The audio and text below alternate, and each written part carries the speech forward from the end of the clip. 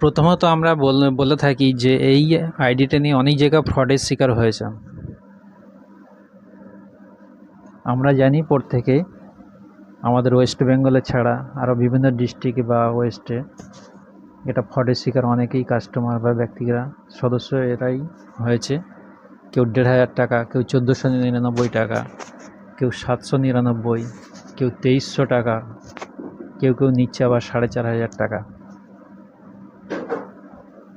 সবাই টাকা নিয়ে চলে যায় এখান থেকে, কেউ আইডি দেয় না, জেনুইনভাবে আইডি কেউ ক্রিয়েটও করতে পারে না। তাই আজকের আপনাদের সামনে লাইভ আজের ডেমোটা দেখাচ্ছি। এখানে যে আইডিটা এখানে